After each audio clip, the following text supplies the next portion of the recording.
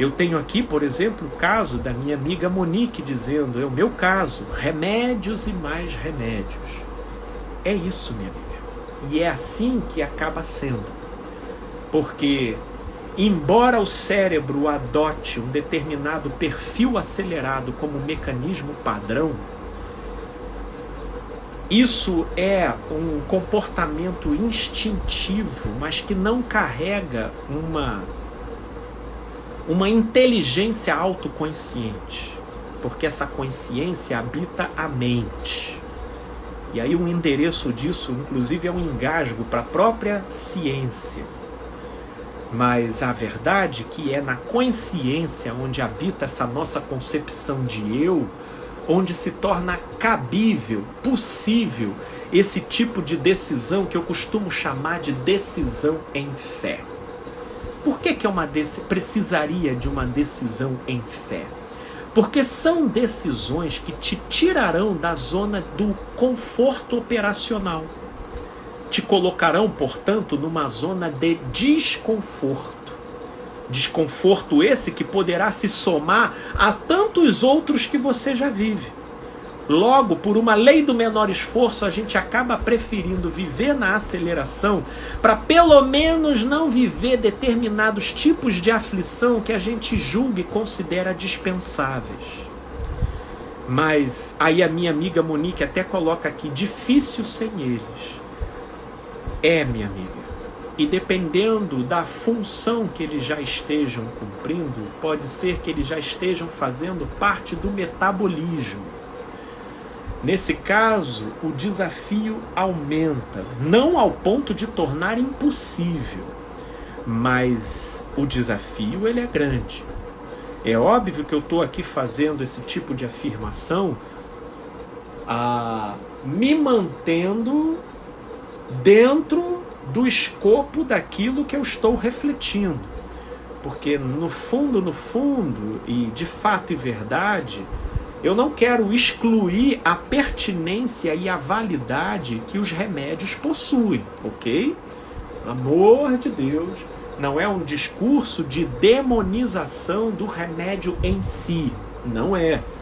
Pelo amor de Deus, eles possuem a sua importância e graças a Deus pela existência de muito deles, porque em determinados contextos eles não são dispensáveis, eles são necessários e no seu uso devidamente equilibrado eles podem contribuir muito para a facilitação e o melhoramento da vida. O que nós estamos aqui falando é quando eles saem desse tipo de pertinência na função que eles exercem na vida da pessoa e de algo útil ou até necessário eles passam a cumprir função de bengala, atrofiando potenciais naturais que poderiam estar sendo exercitados no sujeito e criando uma relação desnecessária de dependência com esse mesmo sujeito, ok? Então eu acho que essa observação aqui, ela seria importante. E a minha amiga Monique acrescenta, é verdade, eu tento me livrar deles, porém fico um tempo sem, mas daí vem um gatilho e tira tudo do meu eixo. Ô Monique, você está fazendo uma colocação aqui muito interessante, tá? Porque esse caminho de recuperação, ele não é um caminho linear. Ele é um caminho caracterizado por muitos montes e vales. E aí é aquilo, né? A gente já faz na vida gestão de uma série de tensões e de preocupações, onde tudo o que a gente vai tentando fazer é minimizar a sobrecarga de forma a conseguir dar vazão ao peso e à quantidade de compromissos e demandas que nos são direcionadas, né? Portanto, o que nós estamos falando aqui é algo que necessariamente precisa ser conscientizado, porque ele demandará a disposição de a gente abrir um espaço na equação das nossas prioridades para poder tratar esse tipo de questão. Porque o pensamento acelerado e o modo como ele produz esse padrão de funcionamento, para que ele se desconfigure desse padrão e comece a desenvolver uma nova forma de funcionamento, esse processo não é confortável. Ele não é natural. Ele não é do tipo, ao estilo interruptor, sabe? Cheguei, vou parar aqui. Pum. Não. Vai gerar desconforto, vai gerar aflição, né? Vai, por vezes, até me utilizando de uma palavra que a Monique utilizou, vai acionar gatilhos. Vai acionar gatilhos, né? De processos internos. Para quem já teve, por exemplo, crise de ansiedade, processos de crise de ansiedade, para quem já teve pânico, possivelmente desencadeie pânico. Para quem já teve algumas disfunções, outras, possivelmente você passe, às vezes, algumas semanas em estado de crise. Porque a conversão de todo o mecanismo padrão formado no nosso sistema neurofisiológico, para que ele passe a operar num novo tipo de padrão, isso desencadeia algum tipo de crise de abstinência. Porque conforme nós estávamos falando anteriormente, isso no plano neurofisiológico, isso não tem nome de pensamento acelerado, isso é química, é eletricidade, é sinapse, é comportamento interno entre neurônio e órgãos e mecanismos do nosso sistema nervoso central. E é por isso que esses desconfortos eles são acionados. E aí, o sujeito que visa poder contorná-los e orquestrá-los, sujeitando-os ao crivo da própria vontade, isso é um exercício que precisa ser revisto e pensado do ponto de vista das nossas prioridades, porque certamente pesará na nossa economia energética psíquica, a nível dos desdobramentos que vai gerar, e que então é como se você entrasse num momento de uma pessoa que, olha, eu vou entrar para um tratamento específico direcionado para evitar a abertura de um quadro de diabetes. Então, a partir de agora, a minha alimentação vai ser altamente seletiva, eu vou estar só comendo esse tipo aqui de alimento e esse aquele ali. E mesmo que isso me gere um desconforto por conta do meu padrão alimentar vigente, ele pelo menos visa uma finalidade que vai estar voltada para uma melhor preservação da qualidade de vida. Então é mais ou menos nesse espírito que a gente precisa se conscientizar relativo ao modo como se dá esse trabalho na direção de reverter e de mexer em padrões de funcionamento neurofisiológico, como o, por exemplo, da ordem dos pensamentos acelerados, né?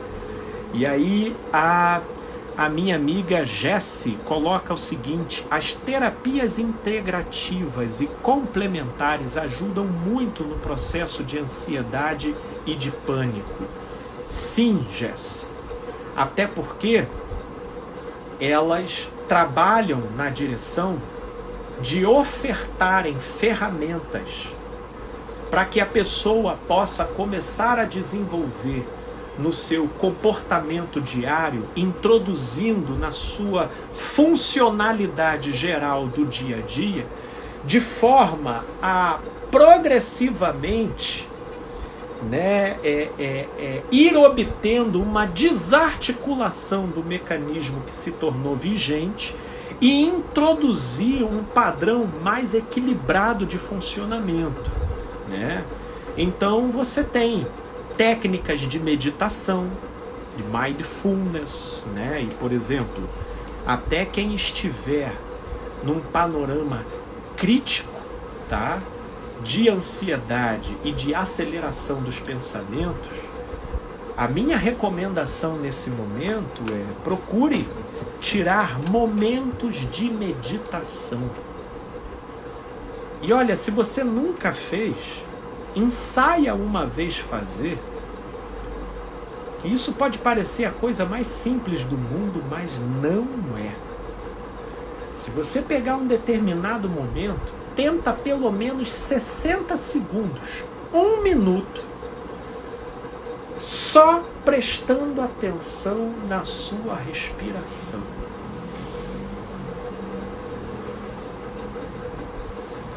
Bota até um reloginho para você não ficar pensando na passagem do tempo.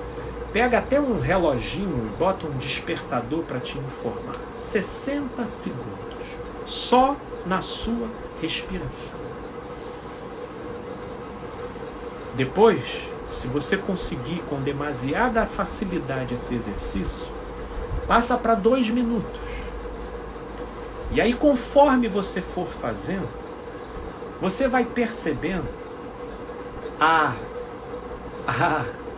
o automatismo, tanto quanto o desassossego tremendo dos seus sentidos estarem se atrelando aos estímulos, querendo tirar o foco da sua atenção da respiração, para poder pensar: que barulho foi aquele que passou, que cheiro é esse que eu estou sentindo, que vibração é essa que está acontecendo, que luz é essa que eu estou aqui percebendo, que está piscando aqui, e tudo, e uma série de coisas. É dificílimo. E para quem então possui um padrão muito acelerado de pensamento, vai perceber proporcionalmente o desafio desse tipo de exercício, né? Outros exercícios que eu posso aqui também te recomendar é: tente procurar por padrões mais desacelerados de fala, de música.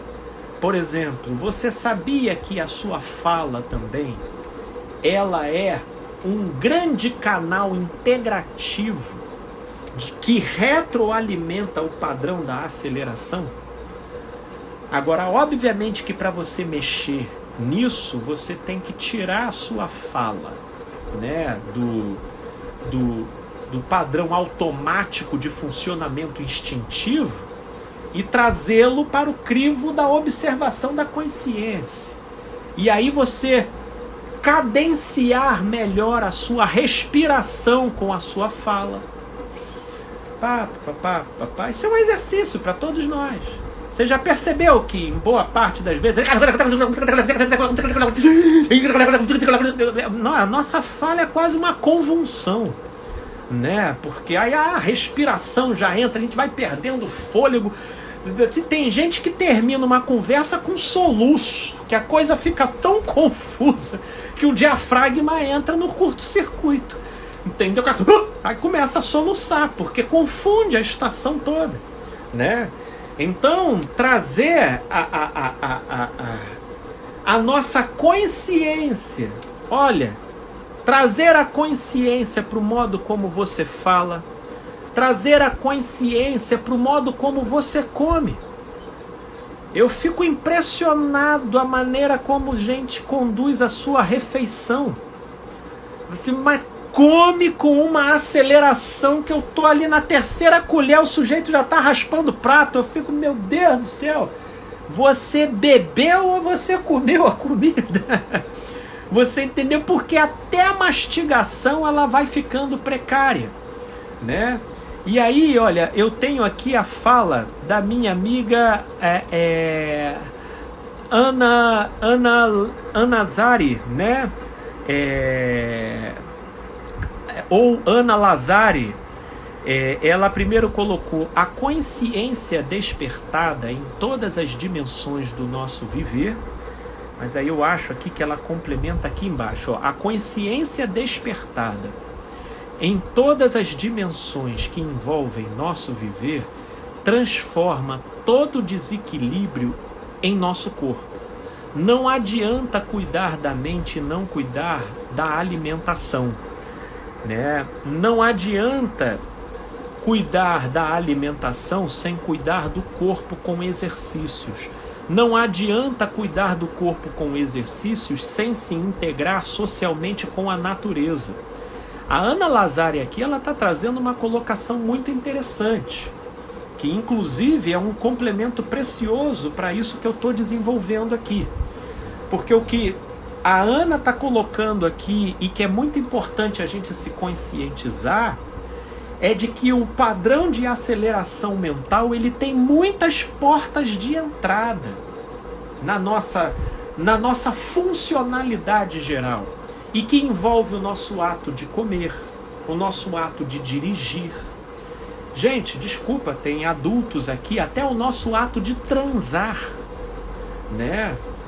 O ato sexual, ele até pelo tempo precário que se tem para fazer e quando se tem para realizar, ele está sendo algo cada vez menos degustado, cada vez menos apreciado, e a coisa está sendo conduzida cada vez mais para a direção do alvo e para o término acelerado, para aquilo caber dentro do cronograma geral do dia a dia. Então isso vai incluindo toda a nossa funcionalidade geral, que tem a ver com o nosso ato de falar, com as músicas que a gente curte, com a nossa maneira de interagir, com a nossa maneira de obter informações, as leituras dinâmicas, onde no afã de a gente obter a informação acerca de uma coisa, a gente já quer ir pulando etapas, então a gente já vai queimando páginas, inicia, e aí inclusive tem vários cursos aí que ajudam a otimização da captura de informação, na chamada leitura dinâmica, sem que você perceba, onde você pode capturar os pontos principais sem perder tempo com uma leitura mais demorada daquele texto, né?